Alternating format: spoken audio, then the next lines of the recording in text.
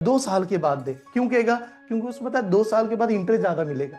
आपने कहा 2 साल के बाद नहीं 3 साल के बाद दूंगा, कुछ ना कुछ तो गिरवी रखेगा आपसे, तभी तो देगा। तो ये हमारे कंट्रोल में। देखिए यार, दो चीजें होती है, एक सामने वाले के कंट्रोल में, एक मेरे कंट्रोल में। ये वाली चीज बैंक के कंट्रोल में, R% यानी इज द मेरे कंट्रोल में।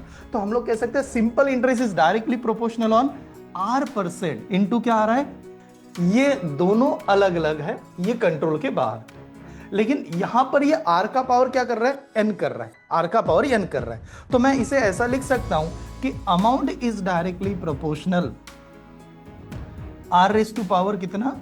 ये क्या कहता है, अगर मान लो कि आपको रेट ऑफ इंटरेस्ट लगाया गया 10% से और नंबर ऑफ ईयर दे दी आपको 2 साल के लिए, तो बताइएगा equivalent rate of interest, total rate of interest simple interest में कितना होगा।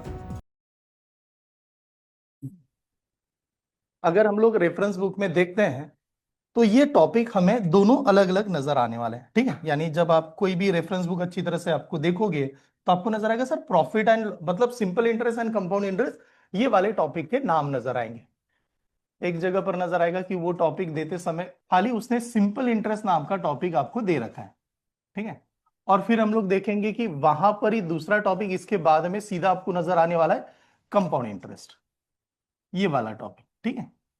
अब जब हम लोग एग्जाम की बात करेंगे तो एग्जाम में जैसे हम लोग जाते हैं तो एग्जाम में सिंपल इंटरेस्ट के ऊपर डायरेक्टली सवाल नहीं आते हैं, न कि कंपाउंड इंटरेस्ट के ऊपर आता है। वो दोनों को क्या करेगा, दोनों को मिक्स करके हमारे एग्जाम में सवाल दे देगा। That is the simple interest और कंपाउंड इंटरेस्ट, ये दोनों आपस में कनेक्टेड है, ठीक है। तो एग्जामिनर ये मांगता है कि कोई भी बच्चा खाली सिंपल इंटरेस्ट जाके अगर वो एग्जाम निकालने के लिए जाएगा तो फेल होगा, क्योंकि वो कुछ ना कुछ तो हद तक कंपाउंड इंटरेस्ट का भी अटैचमेंट देता ही है। तो टॉपिक पढ़ते समय ये दोनों को मैं कंबाइन करने वाला हूं। हो सकता है कि आप बुक में जब देखो तो आपको बुक में अलग अलग नजर आएगा, डेफिनेटली आपको उसी प्रकार से जाना भी है। इसी के साथ में ये जब टॉपिक आप अच्छी तरह से बनाओगे तो उसके बाद में एक कंसेप्ट लगेगा हमारे पास, that is called as a instalment. तो इंस्टॉलमेंट में हम लोग क्या कहते हैं ना, कभी कभार ऐसे वर्ड सुनते हैं आप लोग, क्या होता है ईएमआई। आजकल ये बहुत ट्रेंडिंग में ईएमआई है कि नहीं, हर आदमी हर कुछ चीजें परचेस करता है और परचेस करते समय एक ही चीज बोलता है, वो क्या करना है, ईएमआई पे ले लेना है, ठीक है। जरूरत नहीं ईएमआई पे ले लेना, आपका मोबाइल बहुत अच्छी तरह से काम भी कर रहा होगा, बहुत अच्छा चल रहा है, लेकिन आपको पता है ना आईफोन 0% डाउन पेमेंट पे आ रहा है, ईएमआई पे आ रहा है, तो आदमी ले लेता है, ठीक है। तो ये चीजें हमें यहां पर सीखने को मिलेगी। तो ये वाले टॉपिक में हम लोग खाली ये नहीं देखेंगे कि हमारा टॉपिक का आंसर आ जाए, एग्जाम तो निकलेगी गारंटेड करूं मैं, एग्जाम में इसके बाद पढ़ना भी नहीं है, लेकिन पढ़ते समय ऐसे देखना है रियल लाइफ में ये टॉपिक बहुत ज्यादातर आपको लगने वाला है।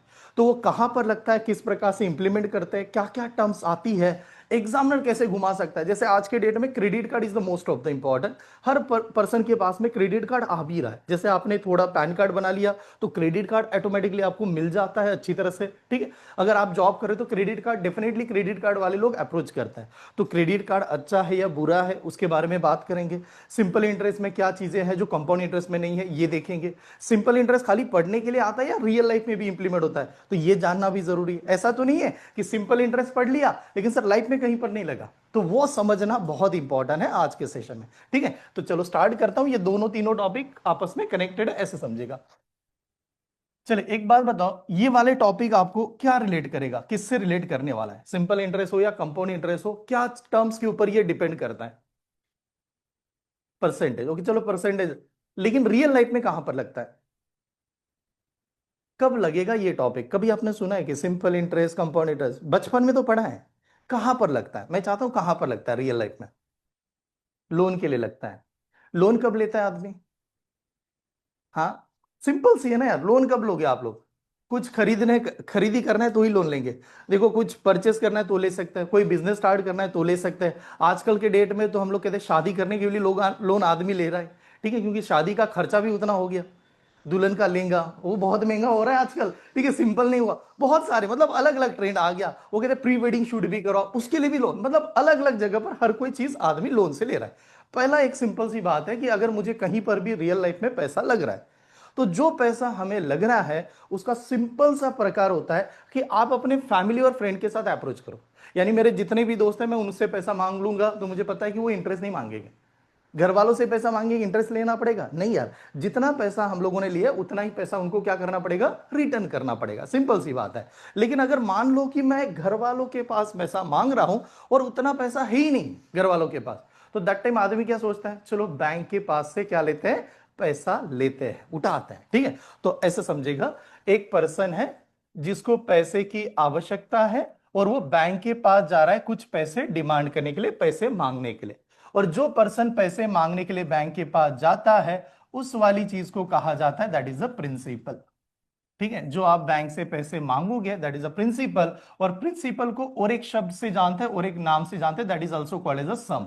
और इसे हम लोग प्रेजेंट करेंगे पी से।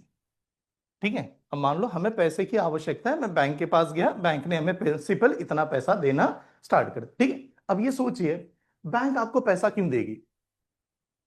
ना रिश्तेदार लगती है बैंक आपकी, ठीक है, ताऊ फूफा वगैरह कोई लगता है नहीं, तो क्यों देती है बैंक पैसा? क्या रीजन हो? गवर्नमेंट ने बताया कि आप लोगों के कल्याण के लिए पैसा देना है? नहीं। तो बैंक क्यों पैसा देती है? सिंपल सा सवाल है मेरा, व्हाट इज द रीजन? उसका भी प्रॉफिट होगा। प्रॉफिट कैसे होगा यार? ऑनलाइन में बताएगा जल्दी जल्दी, क्यों बैंक पैसा देगी हमें?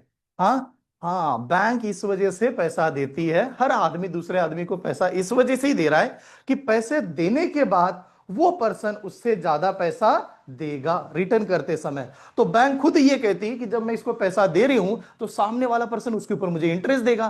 तो that time next word is called as a rate of interest, इसकी एंट्री हो जाती है। और जो रेट ऑफ इंटरेस्ट है, हाँ, इस वाले टर्म्स को जो देखा जाएगा उसको हम लोग लिखते हैं आर परसेंट से। अब इसको प्रेजेंट करते समय हम लोग कहेंगे रेट ऑफ इंटरेस्ट की वैल्यू हमेशा आर में आएगी, R is for the rate of interest, और वो वैल्यू हमेशा हमें परसेंटेज में नजर आती है। परसेंटेज में नजर आने का मतलब एकदम सिंपल से ऐसे से कि क्या, मान लो आपने किसी से 100 रुपीज उधार लिए और आपको रेट ऑफ इंटरेस्ट 10% का लगा, तो कहता है 1 साल के बाद जब पैसे दोगे तो 10 रुपए ज्यादा दे देना यार, तब मैं दे रहा हूं। तो बैंक यही कहती है कि आपको पैसा देने के लिए बैंक रेडी है, मैं, लेकिन अगर रेट ऑफ इंटरेस्ट लगाऊंगी इस वजह से बैंक पैसा देगी। अब मान लेते हैं कि बैंक ने रेट ऑफ इंटरेस्ट लगाया, तो क्या रेट ऑफ इंटरेस्ट हर एक बैंक का एक जैसे होगा? नहीं, क्या होगा, अलग अलग होगा। इनफैक्ट कि नेशनलाइज बैंक का भी अलग अलग होता है, गवर्नमेंट की बैंक है, बैंक ऑफ महाराष्ट्र अलग चार्ज कर रहा है, ठीक है, स्टेट बैंक ऑफ इंडिया अलग चार्ज कर रहा है, बैंक ऑफ बड़ौदा अलग चार्ज कर रहा है, सभी लोग अलग अलग अपने हिसाब से चार्ज करते हैं। तो अब हम लोगों ने बैंक से पैसे उठा लिए और हम लोगों ने कहा चलो रेट ऑफ इंटरेस्ट मंजूर है। अब होता है बैंक को पैसे एक समय आएगा जब देना भी पड़ेगा, तो बैंक क्या पूछेगी, कितने समय के बाद में पैसा दोगे भाई, ये पूछेगी कि नहीं? तो वो जो हमें फाइंड करना पड़ेगा that is called as a time, कितने समय के बाद में आप बैंक को पैसा रिटर्न करने वाले हो। और जो टाइम की वैल्यू आएगी वो उसे प्रेजेंट करेंगे एन से। और एन का मतलब होगा, जो भी यहां पर होगा, इसकी वैल्यू हमेशा नंबर ऑफ ईयर्स में लिखी जाती है। ठीक है, ये हमेशा नंबर ऑफ ईयर में हम लोग प्रेजेंट करेंगे। स्टेप समझ में आ रही है? पैसा कितना लिया बैंक ने, उसके रेट ऑफ इंटरेस्ट चार्ज किए, कितना साल के लिए, कितने समय के लिए आपने पैसा लिया, पैसा ले लिया, तो बैंक क्या करती है, उसके ऊपर एक्स्ट्रा पैसा कमाने का काम करती है। तो जो नेक्स्ट वाला होगा ये वाला शब्द आएगा कि बैंक को इसमें फायदा क्या है, तो बैंक उससे क्या कमाएगी, इंटरेस्ट कमाएगी। तो आम भाषा में what is mean bye interest, तो इंटरेस्ट का मतलब होता है कि बैंक को यहां से एक्स्ट्रा पैसा मिलने वाला है, एक्स्ट्रा मनी जो हम लोग बैंक को देंगे, और उस वजह से बैंक इतना पैसा देने के लिए मंजूर करती है। ठीक है, और जो इंटरेस्ट यहां पर दिया जाता है उसके बेसिकली, मतलब जो टॉपिक है हम लोग बहुत डिटेल में जाने वाले, बेसिकली उसके दो टाइप होते हैं। First is called as the simple interest और another is called as the compound interest. तो ये उसके दो टाइप है जहां से बैंक को पैसा मिलेगा। ठीक है, बैंक आपसे पैसा वसूल करेगी। इतना डिटेल में समझ लो कि रियल लाइफ में जब आप लोन लोगे तो आपको क्लिक होना चाहिए वो चल क्या रहा है उसमें। ठीक है, ऐसे तो सिंपल इंटरेस्ट से दे सकती है, कंपाउंड इंटरेस्ट से दे सकती है। अब एक ऐसा भी समय आएगा कि जब हम लोग बैंक को क्या करेंगे, पैसा वापस करेंगे। तो जब पैसा वापस करेंगे उस वाली चीज को कहा जाता है अमाउंट। तो अमाउंट का मतलब जो आपको पैसा रिटर्न करना है। अब यार रिटर्न करते समय क्या किया जाएगा, हम लोगों ने पैसा कितना लिया, पी, और जब वापस करने का टाइम आया तो पी तो देना पड़ेगा, साथ में इंटरेस्ट भी देना पड़ेगा। तो अमाउंट का जो वैल्यू आएगी वो यहां पर होगी प्रिंसिपल। ठीक है, प्रिंसिपल प्लस इंटरेस्ट। अब वो आप कौन सा इंटरेस्ट से पैसा लेते हो ये उसके ऊपर निर्भर करेगा, प्रिंसिपल प्लस इंटरेस्ट। ठीक है, अभी के लिए थोड़ी ये चीज क्लियर हो रही है। पी का मतलब कितना पैसा लिया, एन आर का मतलब कितना रेट ऑफ इंटरेस्ट चार्ज किया, एन का मतलब कितने समय के लिए पैसा लिया, ठीक है। और इंटरेस्ट का मतलब कितना पैसा हमें एक्स्ट्रा देना है, और इंटरेस्ट का जो भी पैसा आएगा कितने इंटरेस्ट से मिलता है, सिंपल इंटरेस्ट नहीं तो कंपाउंड इंटरेस्ट। तो ये दो इंटरेस्ट के टाइप है। जब पैसा देने का टाइम आएगा तो आपको प्रिंसिपल प्लस इंटरेस्ट साथ में जोड़ के ऐड करके देना पड़ेगा। क्लियर, नोट डाउन कीजिए। हम लोग इस टॉपिक को कंडक्ट करते समय कैसे जाएंगे, पहले मैं दोनों कंसेप्ट आपके सामने प्रेजेंट करता हूं, आपको इतना पता चले कि यार सिंपल इंटरेस्ट क्या होता है, कंपाउंड इंटरेस्ट क्या होता है। फिर दोनों को कंबाइन कुछ हद तक करेंगे, फिर दोनों को सेपरेट कर देंगे एक एक टॉपिक, फिर दोनों को डिफिकल्ट लेवल पे कंबाइन कर दूंगा। ऐसा क्या क्या समझ में आया? किसी को कुछ जो पैसे उधार ले रहे उसको क्या कहते हैं, प्रिंसिपल या तो सम, कितने रेट ऑफ इंटरेस्ट से मिलेगा, R%। समय के लिए हम लोगों ने एन से प्रेजेंट कर दिया, नंबर ऑफ ईयर में होगा। इंटरेस्ट के दो टाइप है, सिंपल इंटरेस्ट, कंपाउंड इंटरेस्ट। जो पैसा वापस करना पड़ेगा तो प्रिंसिपल भी देना पड़ेगा प्लस इंटरेस्ट देना पड़ेगा, ठीक है। अब आते हैं दोनों को साथ में देखते हैं कि सर जो पैसा लिया था उसको देते समय हम लोग ये कहते हैं या तो मैं सिंपल इंटरेस्ट से दूं, SI फॉर सिंपल इंटरेस्ट, और या तो हम लोग कंपाउंड इंटरेस्ट से पैसे वापस करेंगे, ठीक है। अब ये दो टाइप है, दोनों को आमने सामने रखते हैं, दोनों का डिफरेंस समझते हैं एग्जैक्टली क्या होता है। सिंपल इंटरेस्ट का पहला देखो, सिंपल इंटरेस्ट क्या कहता है, सिंपल इंटरेस्ट कहता है कि जो भी पैसा आपने लिया वो हर साल उसका इंटरेस्ट कांस्टेंट लगेगा। यानी इसका पहला डेफिनेशन ऐसे कहेंगे, हाँ, interest is constant, interest is constant for every year, हर साल, हाँ, फॉर एवरी ईयर या एवरी ईयर, हर साल इंटरेस्ट कांस्टेंट होता है if R is the constant, R% is constant. अगर आपका R कांस्टेंट है तो आपका रेट ऑफ इंटरेस्ट भी कांस्टेंट रहेगा। सिंपल ऐसे देख लो, मान लो एक साल का ब्याज, हम लोग इंटरेस्ट, एक साल का अगर इंटरेस्ट 1000 हो गया और आपने सिंपल इंटरेस्ट से पैसे लिए, और 2 साल का इंटरेस्ट कितना हो जाएगा फिर 2000, क्योंकि एक साल का 1000 है। 3 साल का इंटरेस्ट कितना होगा 3000। वो कहते हैं एकदम बहुत ही बेसिक है, जितना एक साल का इंटरेस्ट होता है उतना ही इंटरेस्ट आगे बढ़ेगा, उसमें कोई दिक्कत नहीं आएगी, एकदम क्लियर क्लियर रखेंगे। कंपाउंड इंटरेस्ट क्या कहता है, कंपाउंड इंटरेस्ट कहता है मैं इसके साथ में नहीं हूं, मैं अपना अलग चलता हूं। कंपाउंड इंटरेस्ट कहता है कि मैं जब इंटरेस्ट चार्ज करूंगा तो ये कहता है interest on interest, interest on interest, जो इंटरेस्ट मिला है उस इंटरेस्ट के ऊपर भी चार्ज करेगा। ये कंपाउंड इंटरेस्ट का कहना है। ये कहता है खाली इंटरेस्ट नहीं चाहिए मुझे, जो आपने इंटरेस्ट मिला उस इंटरेस्ट के ऊपर भी हम लोग चार्ज करते जाएंगे और इस हिसाब से वसूल करेंगे। एग्जांपल समझे, एग्जांपल से बता दूं, मान लो कि मैंने कहा रेट ऑफ इंटरेस्ट हमारा लगाया गया यहां पर 10%, ठीक है, और हम लोगों ने यहां पर प्रिंसिपल उधार पैसे लिए हैं 1000, 1000 हम लोगों ने उधार ले लिया। तो मैंने कहा खाली 1000 एक साल के बाद में निकालते हैं।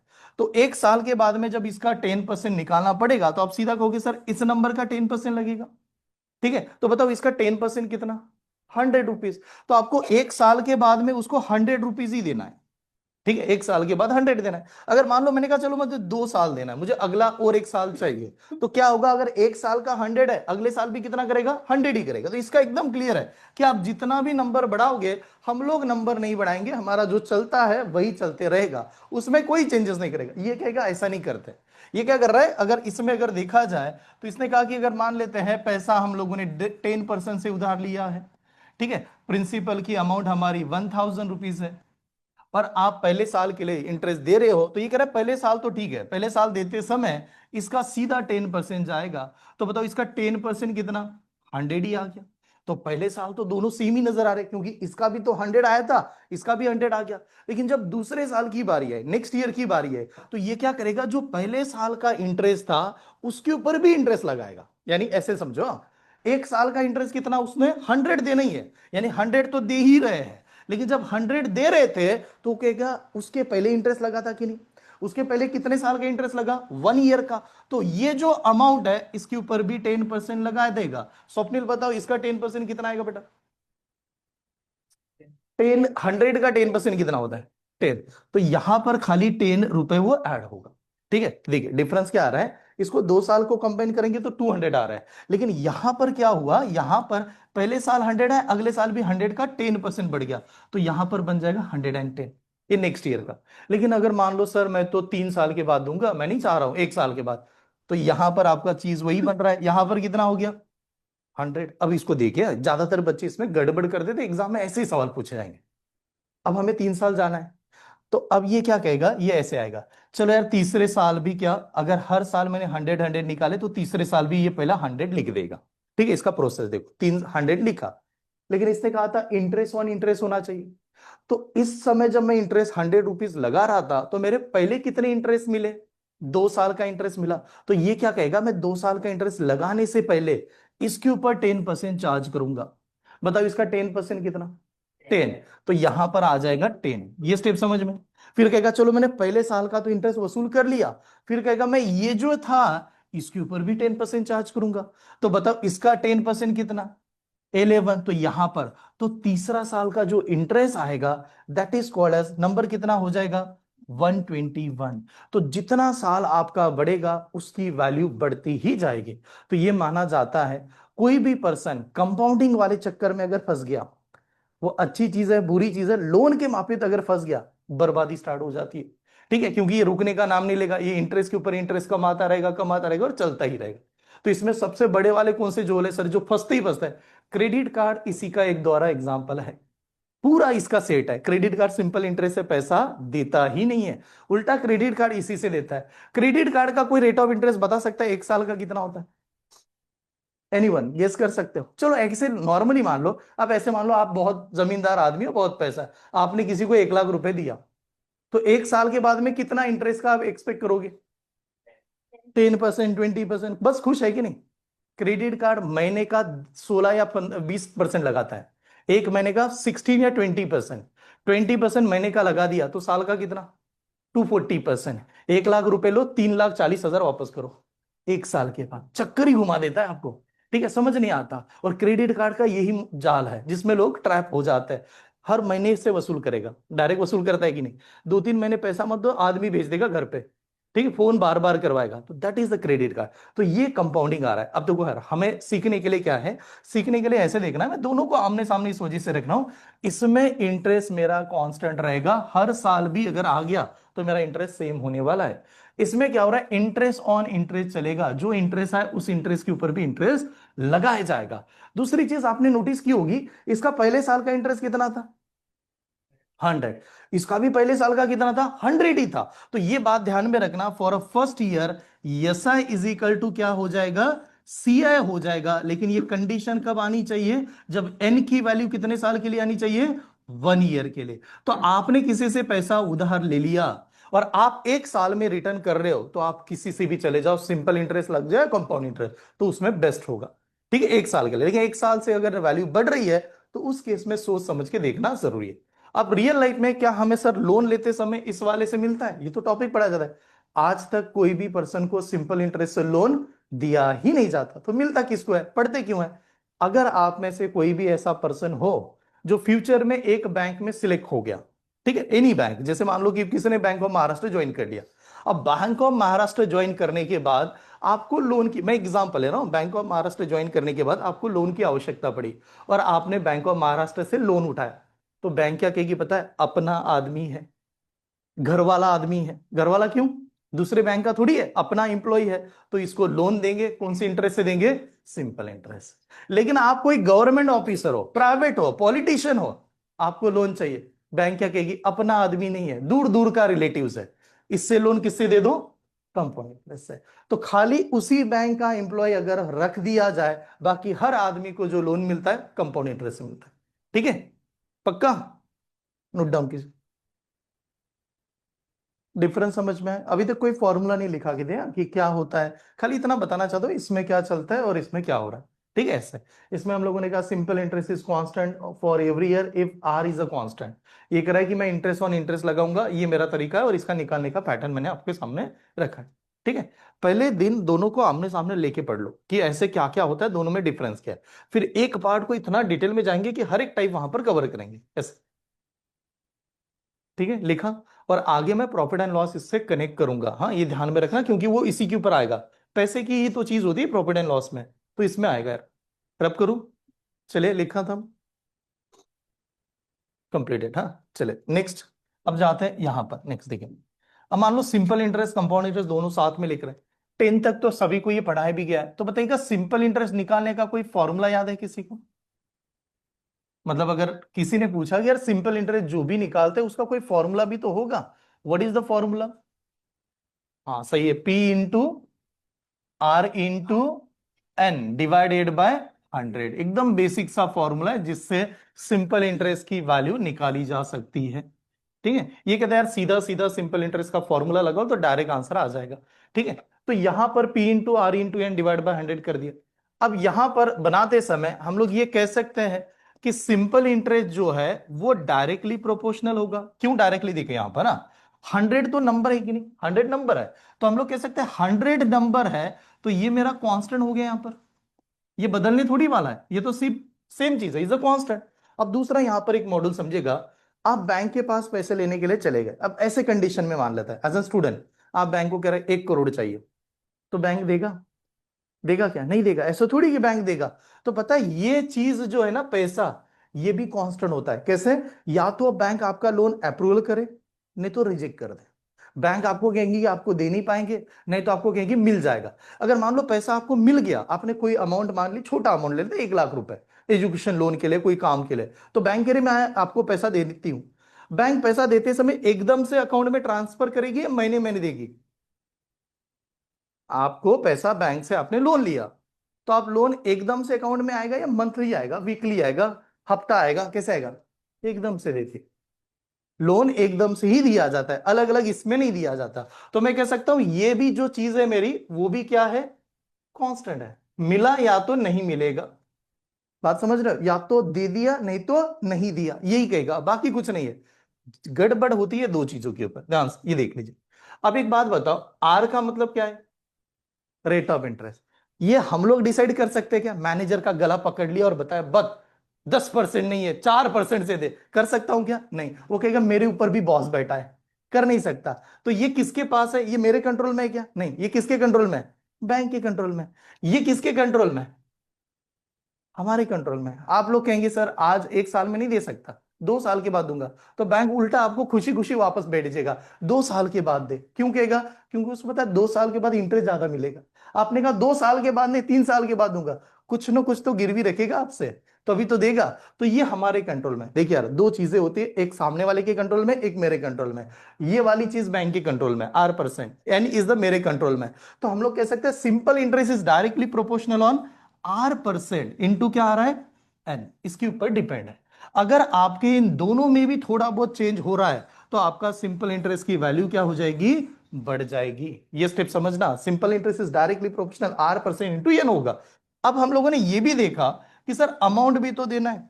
What is mean by amount? Amount का फॉर्मूला क्या लिखा के दिया था? अमाउंट यानी जो पैसा हम लोगों ने उधार लिया, वापस करते समय वो पैसे देंगे, साथ में इंटरेस्ट भी देंगे।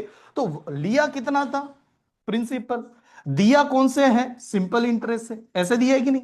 ठीक है, तो अमाउंट का फॉर्मूला बनेगा P प्लस सिंपल इंटरेस्ट। ये स्टेप समझ रहे? P plus simple interest. अगर मैं इसे आगे कंटिन्यू लिखूं तो हम लोग ऐसे भी तो कह सकते हैं, अमाउंट का मतलब ये तो P लिखा, फिर सिंपल इंटरेस्ट का फॉर्मूला था P into R into N divided by कितना? 100, अभी जैसे लिखा था। अब हम लोगों ने ये भी यहां पर दिखा है कि 100 हमेशा कांस्टेंट होता है, ये कभी बदलता नहीं है। साथ में हम लोगों ने ये बात की कि बैंक हमें पैसा देगी या नहीं देगी, तो इस हिसाब से ये भी तो कांस्टेंट हुआ, ये कांस्टेंट हो गया। P is also constant. तो एक बात बताओ, अमाउंट की वैल्यू डायरेक्टली किसके ऊपर निर्भर कर रही है? R% और एन के ऊपर। तो हम लोग इसे ऐसे भी तो कह सकते हैं, amount is directly proportional to R% into N के ऊपर। तो कभी कभार बहुत डिफिकल्ट कंटेंट आएंगे, उसमें ये दो ऐसी चीजें हैं जिससे आपका सवाल ऐसे ही सॉल्व हो जाएगा, 10 सेकंड के भीतर आप सॉल्व कर दोगे, अगर ये कंसेप्ट जिस बच्चे को पता है। और ये नहीं पता है तो वो पूरा फॉर्मूले में लगाएगा, इतना उतना। ठीक है, सिंपल सी बात बता रहा हूं, सिंपल इंटरेस्ट में R% इंटू एन, ये दो चीजें डिसाइड करती है आपका इंटरेस्ट बढ़ेगा या नहीं बढ़ेगा। ठीक है, कभी कभार गवर्नमेंट ये भी कहती है कि रेपो रेट हम लोगों ने कम कर दिया, फिर वो बैंक का जो इंटरेस्ट होता है वो भी क्या होता है? कम हो जाता है। Repo rate, reverse repo rate, ये टर्म्स है बैंकिंग के, तो आगे उसके बारे में भी बात करता है। नोट डाउन कीजिए, सिंपल इंटरेस्ट का लिखा है, ये प्लीज ध्यान में रखिए। अच्छी तरह से नोट्स बनाना, क्योंकि पहले दिन के कंसेप्ट पढ़ा रहा हूं कि यार इसमें क्या होता है, यहाँ पर क्या चेंजेस है, डिफरेंस कैसे चल रहा है। ठीक है, ऐसे दोनों सामने लेके आऊंगा जिससे फायदा होगा, दोनों को अच्छी तरह से समझ पाएंगे। ठीक है, एक दोनों में कंपेयर करते समय देखिए, आप जब भी कोई प्रोडक्ट लेने जाते हो, आप अगर दो प्रोडक्ट को आमने सामने रखोगे तो कंपैरिजन कर सकते हैं, इसमें क्या मिल रहा है, इसमें क्या नहीं मिल रहा है, इसकी क्वालिटी क्या है, इसकी क्वालिटी क्या है, चेक करते हैं। उसके हिसाब से हमें जज करना आता है। अगर मान लो मेरे पास एक ही प्रोडक्ट है तो मैं कंपेयर नहीं कर पाऊंगा, दिखा नहीं पाऊंगा, समझ नहीं पाऊंगा उस चीज को। यहां पर सिंपल इंटरेस्ट कंपाउंड इंटरेस्ट को आमने सामने रख दो, पूरा क्लियर हो जाएगा कहां पर डिफरेंस आ रहा है। ठीक है, ये लिखा था, एक साइड में सिंपल इंटरेस्ट लिखा होगा, सामने कंपाउंड इंटरेस्ट के बारे में चलाता हूं। अब मान लो किसी हमारे क्लास में ऐसा कोई स्टूडेंट है जिनको कंपाउंड इंटरेस्ट का थोड़ा बहुत भी याद आ रहा है कि कुछ तो पढ़ा है बचपन में। क्या है कंपाउंड इंटरेस्ट का फॉर्मूला? ठीक है, कंपाउंड इंटरेस्ट का डायरेक्ट फॉर्मूला नहीं, पहले बता दो, कंपाउंड इंटरेस्ट का डायरेक्ट फॉर्मूला ही नहीं है। कैसे, इनमें आप कंपेयर करो। सिंपल इंटरेस्ट का फॉर्मूला कैसे लिखा, simple interest is equal to P into R into N divide by 100। Compound interest क्या कहता है, मेरा फॉर्मूला नहीं आता, मुझे फॉर्मूला पढ़ाना ही नहीं है। बात समझे? अगर किसी बच्चे ने रेफरेंस बुक उठाई और उसने देखा तो उसको पता होना चाहिए यार ऐसे कुछ तो है। और बाद में ऐसा नहीं मुझे गाली दे रहे कि सर ने तो लिखा के नहीं दिया हम लोग फॉर्मूला था। तो यहां पर खाली दिखाना है फॉर्मूला क्या होता है। हमें सॉल्व करते समय कोई फॉर्मूले की जरूरत नहीं लगेगी, मैं गारंटी से कह रहा हूं। फॉर्मूला कंपाउंड इंटरेस्ट का ऐसा है कि यहां पर amount is equal to P bracket 1 + r divided by 100 raise to the power N. अब थोड़ा ध्यान से शांति से सोचिए, what is mean by amount. A का मतलब क्या है, अमाउंट। अमाउंट का मतलब क्या होता है, जो पैसा हमें क्या करना है, वापस करना है। वापस करना है कि नहीं, उसे अमाउंट कहते थे। पी का मतलब क्या है, जो पैसे मैंने उधार लिए। ठीक है, आर का मतलब है रेट ऑफ इंटरेस्ट, 100 तो लिखा है, और एन का पावर है मतलब नंबर ऑफ ईयर के लिए। तो अमाउंट का मतलब कंपाउंड इंटरेस्ट थोड़ी हुआ। अमाउंट का मतलब तो हम लोगों ने ऐसा देखा था कि अमाउंट का मतलब होगा जो मैंने पैसे उधार लिए, उधार लिया प्रिंसिपल, तो इसके ऊपर रेट ऑफ इंटरेस्ट भी तो लगा होगा, और रेट ऑफ इंटरेस्ट लगा होगा कंपाउंड इंटरेस्ट से, क्योंकि कंपाउंड इंटरेस्ट पढ़ रहे हैं। ठीक है, तो ये तो अमाउंट होता है। तो अब समझेगा, अगर मान लेते कि ये दोनों इक्वेशन, इक्वेशन नंबर 1 और ये इक्वेशन नंबर सेकंड, इन दोनों को अगर मैं आमने सामने लिख दूं, एक दूसरे के आमने सामने लिखूं, तो पता है क्या हो जाएगा, बिकॉज यहां पर दोनों जगह पर ए है, तो मैं इसी को लिख सकता हूं P bracket 1 + r divided by 100 raise to the power n is equal to, यहां पर p प्लस क्या आ जाएगा, सी आई आएगा, p + सी आई। तो एक बात बताओ, अगर मुझे सी आई की वैल्यू फाइंड करनी है तो ये वाला p इस साइड में जाके क्या करेगा, माइनस करेगा। यहां पर प्लस है कि नहीं, इधर जाने के बाद माइनस करेगा। तो फिर कंपाउंड इंटरेस्ट का फॉर्मूला एक्चुअली क्या होता, तो कंपाउंड इंटरेस्ट का फॉर्मूला होता p bracket 1 + r divided by 100 raise to the power n minus क्या, p। ऐसे होगा। ठीक है, बुक में कंपाउंड इंटरेस्ट का डायरेक्ट फॉर्मूला नहीं है, बुक में ये अमाउंट का फॉर्मूला होता है कंपाउंड इंटरेस्ट के कंसेप्ट में। वो कहता है अमाउंट फाइंड फाइंड करो, उसमें से प्रिंसिपल माइनस कर दो, आपका कंपाउंड इंटरेस्ट डायरेक्ट आएगा। किसी पर्सन ने इसको अगर और अच्छी तरह से सिंप्लीफाई किया तो पी कॉमन ले लेंगे, और पी कॉमन लेते समय कंसेप्ट आ जाएगा 1 + r divided by 100 raise to the power n -1। तो ऐसे भी लिखा जा सकता है। तो ये कंपाउंड इंटरेस्ट के फॉर्मूलेज है। ठीक है, अब थोड़ा ध्यान से समझेगा, अच्छी तरह देखिए। यहां पर आता है, मैं जो कंसेप्ट बताने वाला हूं उस पर देखें। ये वाला फॉर्मूला देखा आपने, ये कंपाउंड इंटरेस्ट में डायरेक्टली फॉर्मूला है। अभी हम लोगों ने बात की, पी हमेशा क्या होता है, क्या होता है, कांस्टेंट। ये लिखा था ना पहले इसमें, 100 is also constant, 1 is also number ही है, 1 इज ऑल्सो कांस्टेंट, ये भी कांस्टेंट। तो हम लोगों ने बात की था, दो चीजें हैं जो हमारे कंट्रोल के बाहर है। एक रेट ऑफ इंटरेस्ट बैंक तय करती है, फिक्स नहीं होता, समय के समय हिसाब से चेंज होता है। एन हमारे बस में होता है, लेकिन आदमी उसको भी अपने हिसाब से चेंज कर देता है। तो समझे यहां पर, ये दोनों अलग अलग है, ये कंट्रोल के बाहर।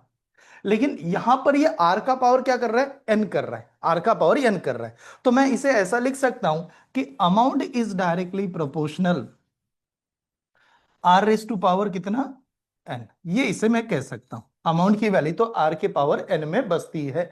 यहां पर मैं ये भी कह सकता हूं, अगर amount is directly proportional R to the power N, उसी हिसाब से यहां पर भी लगा दूं तो भी कह सकते हैं कि सिम compound interest is also directly proportional R to the power N. तो ये दोनों लिख सकता है। दोनों में चेंजेस क्या है, थोड़ा ध्यान से अच्छी तरह से समझेगा क्या डिफरेंस है। सिंपल इंटरेस्ट से 2 साल के लिए, सिंपल इंटरेस्ट से 2 साल के लिए 11% का इंटरेस्ट लगा। सिंपल इंटरेस्ट के लिए 2 साल के लिए, मतलब यहां पर लिखता हूं, देखिए मैंने कहा रेट ऑफ इंटरेस्ट है मेरा 11%।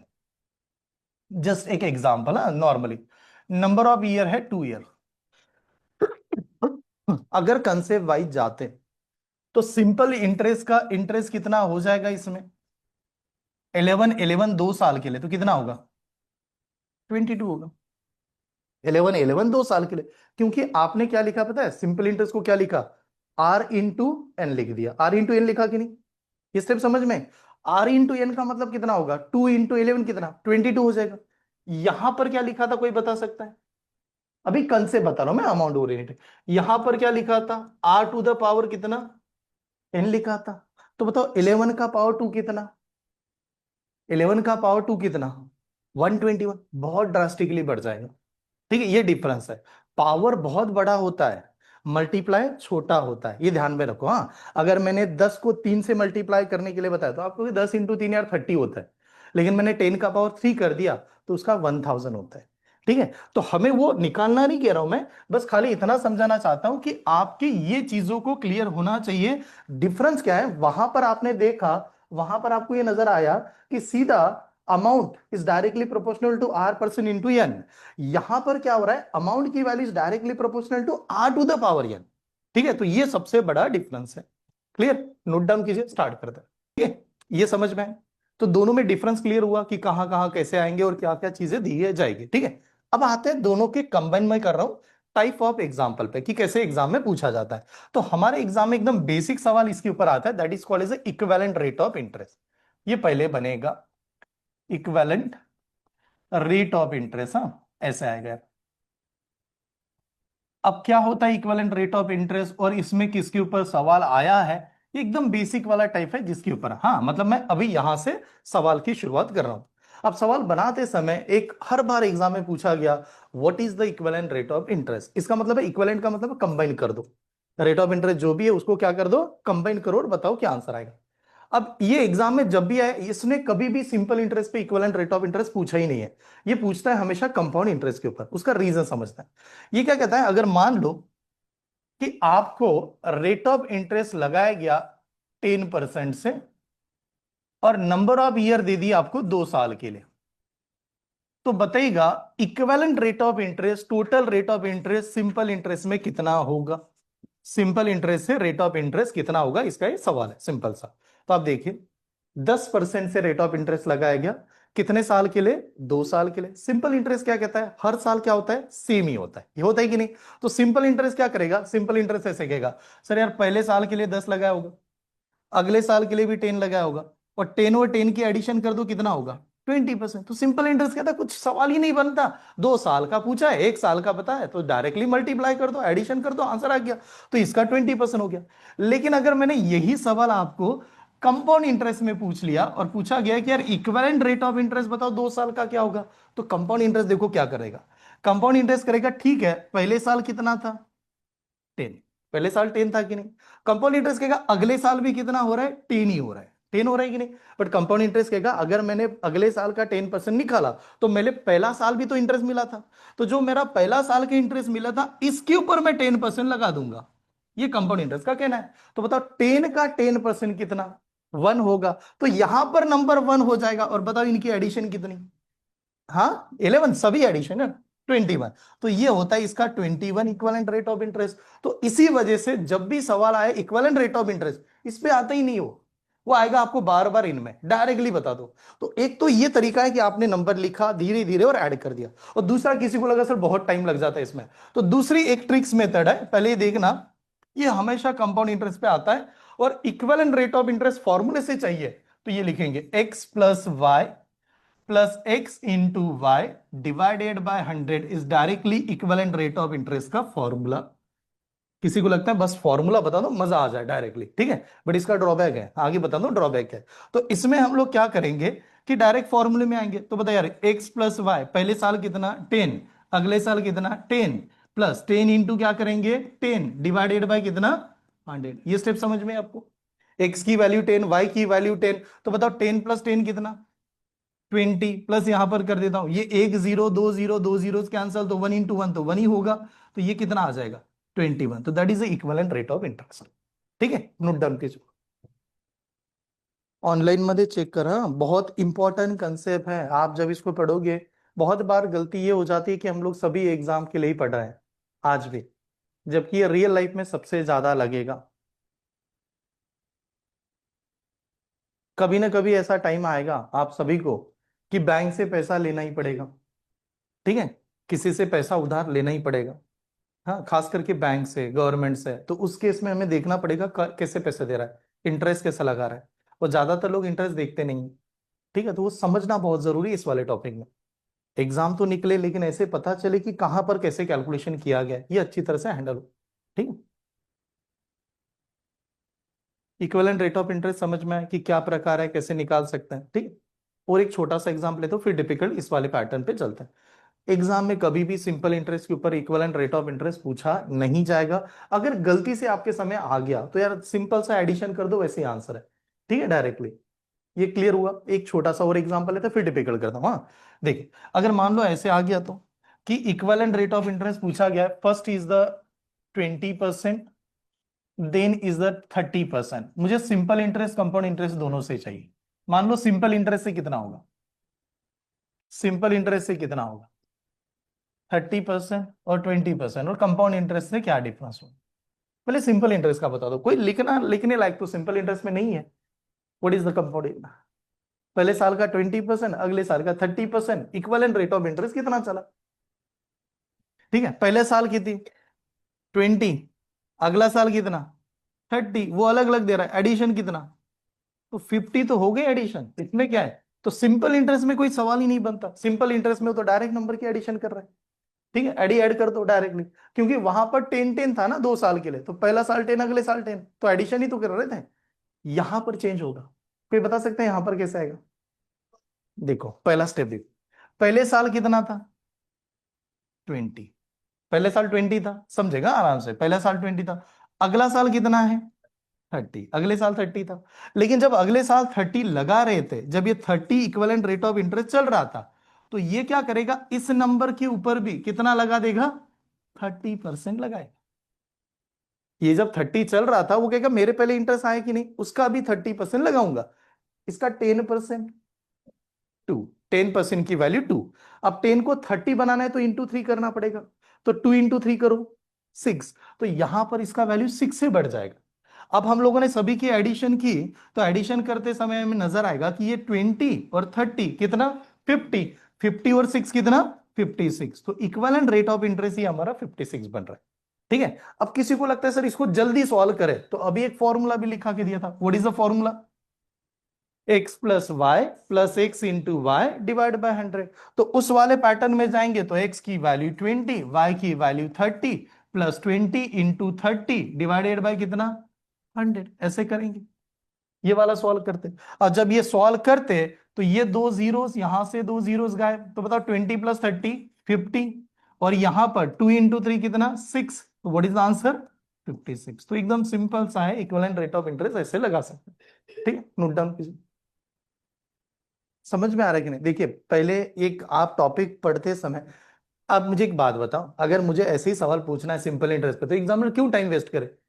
उसका तो ये कहना है आप क्या करोगे, इसमें एडिशन करोगे, तो एग्जामिनर कभी भी इसके ऊपर सवाल पूछा नहीं जाएगा। तो सवाल हमेशा ऐसा है। और इसको दो तरीके बताए, आप या तो परसेंटेज से निकालो, नहीं तो फॉर्मूला लगा दो। बट अब गड़बड़ होती है, क्या गड़बड़ होती है, एग्जाम में ये आ गया तो आपका नसीब बहुत अच्छा है, आप इतना लकी हो कि आपके एग्जाम में स्लॉट ही इतना अच्छा है कि एकदम डायरेक्ट बन गए। लेकिन पॉइंट पॉइंट वाले आ गए तो आप फंस जाओगे, बहुत बुरे फंसोगे, और उसमें फॉर्मूला काम नहीं करेगा। लेकिन 10 वाला आ गया तो भी फंसेंगे। मैं आपको 2-3 एग्जांपल से बताता हूं कि कैसे निकालें। मान लेते हैं कि सेम सवाल आया, आप सिंपल इंटरेस्ट भूल जाओ, सिंपल इंटरेस्ट वाला सवाल नहीं बना। आपको लगाया आर की वैल्यू है 10%, और उसने कहा नंबर ऑफ ईयर है 3 year, then what is the equivalent rate of interest, equivalent R%। और ये किससे, कंपाउंड इंटरेस्ट है, क्योंकि सिंपल इंटरेस्ट से पूछूं तो आपका आंसर डायरेक्ट होगा भी। अगर मैंने सिंपल इंटरेस्ट से पूछा तो व्हाट इज द आंसर, 30%, क्योंकि एक साल 10, दूसरा साल 10, तीसरा साल 10, 30, नहीं तो आप मल्टीप्लाई भी कर सकते हो, ठीक। कंपाउंड इंटरेस्ट से कितना होगा, what is the compound interest, चलो ट्राई कीजिए, सॉल्व कीजिए।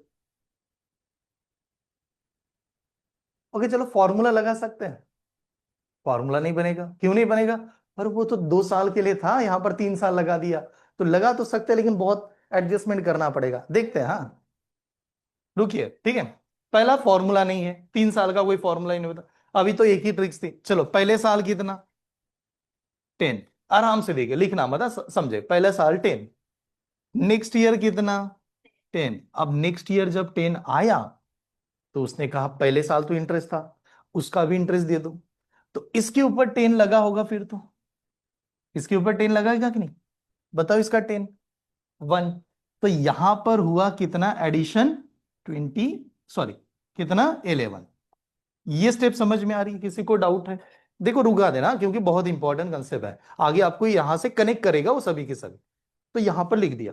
अब मैंने कहा चलो तीसरा साल आता है, तीसरा साल अगर हर एक साल 10-10% ऐड करोगे, तो थर्ड ईयर इज ऑल्सो 10% ही ना यार, 10 ही तो होगा। लेकिन सर थर्ड ईयर 10 ले रहे थे, 10% ले रहे थे, उसके पहले 2 ईयर हुए थे, 2 ईयर कंप्लीट हुए थे, तो अब वो 2 ईयर का किससे लगाएगा, इसके ऊपर बात समझेगा। बताओ, इसका 10% लगाएगा पहले। What is the 10% of 10, 1। इसका लगाए, फिर हम लोग कहेंगे इसका भी तो 10% लगाएगा। इसका 10% कितना, 1.1। इसका 10% 1.1। अब यहां पर एडिशन अगर करता है, what is the addition of this number, 12.1। ये स्टेप समझ में आ रही है, 12.1। अब हम लोग कहेंगे इक्विवेलेंट रेट ऑफ इंटरेस्ट, सभी की एडिशन करनी पड़ेगी। तो बताओ यहां से कितना था, 10 फर्स्ट ईयर, सेकंड ईयर कितना था, 11, 10 प्लस 11, 21। थर्ड ईयर कितना था, 12.1। तो बताओ 21 प्लस 12 कितना, 33.1। Then what is the addition, 33.1 is the equivalent rate of interest। है कि नहीं? आपको कि 0.1 से क्या बिगड़ता है, बट 0.1 बहुत बड़ा चेंज कर देगा अगर आप उसको सही ढंग से अगर एडजस्ट नहीं कर दो। आंसर गलत होगा ना। देखिए, अब गड़बड़ ये हुआ कि सर इसमें तो टाइम जाएगा, तो नेक्स्ट मेथड पे आता हूं। हाँ, कंप्लीट समझ में तो आया ना कि इससे कैसे निकालें। अब इस वाली मेथड में क्या हुआ सर, वो फॉर्मूला जो बताया था मैंने, उसका उससे सॉल्व कर सकते हैं, हाँ उससे सॉल्व कर सकते थे। उसका मेथड पहले समझ लो, लेकिन लेंदी हो जाता था वो भी मेथड से। हम लोगों ने डायरेक्टली लिखा, ये स्टेप थी। उस वाले फॉर्मूले से आते हैं तो पहले समझेगा, वो वाला फॉर्मूला कितने रेट ऑफ इंटरेस्ट के लिए लागू है, 2 रेट ऑफ इंटरेस्ट। तो लेकिन हम लोगों ने 10-10 कितनी बार लिखा, 3 बार लिखा।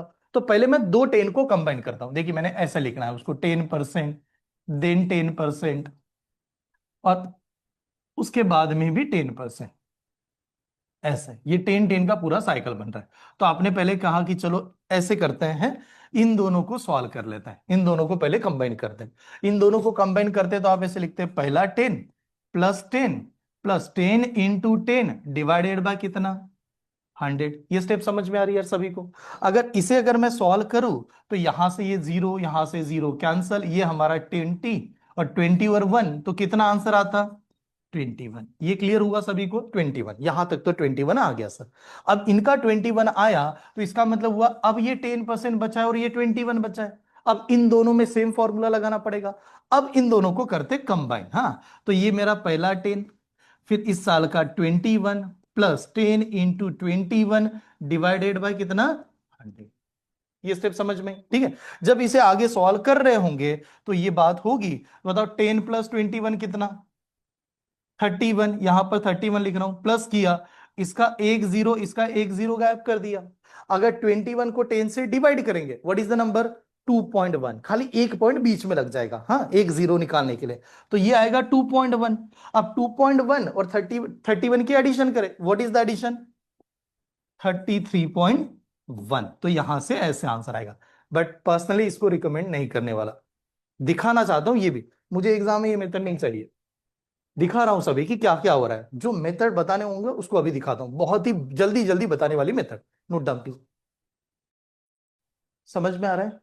पक्का अच्छी तरह। देखिए यार, ऐसे समझो कि खाली ये मत देखना, हम लोग सभी बड़े हैं, छोटे बच्चे हैं क्या कि खाली स्कूल की एग्जाम खत्म हो जाए 10वीं तक फिर हमारा लाइफ बने। हम लोगों को टॉपिक ऐसे पढ़ना है, गवर्नमेंट या कोई भी आप जो एग्जाम की टारगेट करे, आपको क्या सच में लगता है कि वो उनको इतने ही बच्चे चाहिए क्या, कि आपने एग्जाम निकाली और फिर वहां पर आ गए प्रमोट होके? ये मैथ्स क्यों लगा है आपके एग्जाम में, थोड़ा सोचिए तो सही। क्या आप वहां पर जाने के बाद ये मैथ्स ऐसे सॉल्व करोगे? आपको लगता है कोई आदमी पूरा लिख के सॉल्व करता है? कैसे कॉल करता है? कैलकुलेटर यूज करता है। कैलकुलेटर यूज करते हैं ना। कैलकुलेशन थोड़ी ऐसे करता रहेगा आदमी, तो कैलकुलेटर। तो पर्सन ने क्या किया है ना, टेक्नोलॉजी ने आदमी का जो काम है वो पहले ही कम कर दिया। आज तो एआई भी आ गया। हम लोगों ने तो सोचने का काम भी कम कर दिया, कि सोचना भी नहीं है, एआई जाके बेचारा सोच समझ के हमें बताएगा। देखिए एक बात ध्यान से देखना, जैसे जैसे मशीनरीज बड़ी है, ठीक है, मशीन वगैरह आई है, तो जो मशीन आने से लेके उसका अच्छा इंपैक्ट भी हुआ है और साइड इफेक्ट भी हुआ है। कैसे, एकदम समझाता हूं। पहले आदमी हार्ड वर्क करते थे, ठीक है, बहुत मतलब जमीन में काम कर रहे होंगे, खेती कर रहे हैं, पहाड़ को उठा के वहां पर निकाल रहे हैं वहां से। तो बाद में आने लगी वो ट्रैक्टर वाली मशीन। ट्रैक्टर आने लगे, खेती करने के लिए आदमी रिलैक्स हो गया, फार्मर रिलैक्स हुए, ठीक है। तो जो हेल्थ वाले पहले वाले मजबूत लोग हुआ करते थे ना, शायद वो आज नहीं रहे। अगर आप थोड़ा सा हिस्ट्री में जाके बढ़ो तो शिवाजी महाराज, या पहले जो भी लोग हुआ करते, 6-7 फीट हाइट के होते थे, बड़ी बड़ी हाइट, बलवान आदमी। संभाजी महाराज, इनके बारे में आपने देखा होगा, उनकी तलवार देख लो कि वो 100 केजी के आसपास की तलवार उठाते थे। 100 केजी उठाना और उससे फाइट करना आज के डेट में पॉसिबल लग रहा है? रीजन था उस समय की जो एटमॉस्फेयर होगा, उस समय की जो कंडीशन होगा, उस हिसाब से उनका नरिशिंग भी वैसे हुआ हो सका, ठीक है, लोग भी वैसे हुए होंगे। जैसे जैसे फैसिलिटी बढ़ती गई, तो जो चीजें हमें यूटिलाइज करना है उसका असर क्या होने लगा, कम कम होने लगा। क्योंकि नेचर का एकदम सिंपल सा रूल है, जिसको यूटिलाइज करोगे उसकी वैल्यू बढ़ेगी, और जिसको यूटिलाइज नहीं करोगे वो खत्म हो जाएगा। ये मानते हो, पहले आदमी को, बंदर को पूंछ हुआ करती थी, आदमी तो वहां से आए, पूंछ का इस्तेमाल कम कर दिया हम लोगों ने, धीरे धीरे गायब होगी, होगी कि नहीं? तो ऐसे ही होगा। तो वो हर एक के पास है। आज आपको खाली गवर्नमेंट या क्या चाहता है, थिंकिंग तो करो कि क्या चल रहा है, बाकी कैलकुलेटर करेगा, लेकिन थिंकिंग बनाओ कि होता क्या है इसमें, ये इतना समझ लो। एआई आने से फायदा क्या है? एआई आने से सबसे बड़ा फायदा हो रहा है कि लोग जल्दी जल्दी उसको टास्क देके कंप्लीट कर दे। लेकिन टास्क क्या देना, ये तो आपको ही बताना है ना। टास्क क्या चाहिए वो तो समझाना है, तो ये देखना बहुत जरूरी है, ठीक है। तो इसमें ये मेथड हम लोगों ने देखा, इस वाली मेथड से देखा, दोनों में टाइम लग जाता है। तो तीसरी मेथड की एंट्री कर रहा हूं। What is the third method? That is based on the fraction number. तो एक बात बताओ, what is the 10% in a fraction? 10% को क्या लिख सकते हैं? 10/100। और 10/100 का मतलब ही क्या होता है? 1/10। ये स्टेप समझ में? 1/10। अब इसको यहां पर कैसे इंप्लीमेंट करें ये समझ लो। यहां पर मेरा कहना है कि हम लोगों ने बैंक से पैसे उधार लिए 10 रुपीज, मैंने 10 रुपए बैंक से उधार लिए ऐसे मान लो। और जब मुझे रिटर्न करने का समय आया, तो बैंक कह रही कि उस 10 रुपए के ऊपर 1 रुपए का लगाएंगे क्या?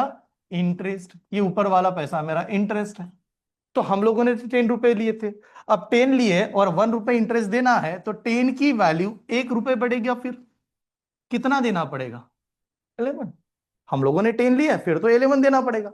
लेकिन ये कितनी बार हुआ? 3 बार हुआ है, तो 3 ईयर है कि नहीं? तो मैं ऐसा भी तो लिख सकता हूं, 10 की वैल्यू अगले साल में 1 बढ़ के 11। 10 की वैल्यू 1 साल में 1 बढ़ के 11। ये चार्ट समझ में आ रहा है? ये 3 बार हो गया। तो अब ये हुए हमारे सामने दो side, one is the left side, another is the right side. तो लेफ्ट साइड और राइट साइड में कोई नंबर कॉमन है क्या? एक भी कॉमन नहीं है। तो सेम साइड का मल्टीप्लाई कर दो। अब बताइए यार, बताओ 10 × 10 कितना? 100 × 10 कितना? 1000। ये हमारा कहना है 1000, ठीक है। यहां पर चलते हैं इस साइड में। ये देखो, ये 11 × 11 × 11 करोगे कितना आएगा? 1331। यहां तक आ गया। अब इस चार्ट को पहले रीड समझ लो क्या करता है, इसको पढ़ते कैसे है।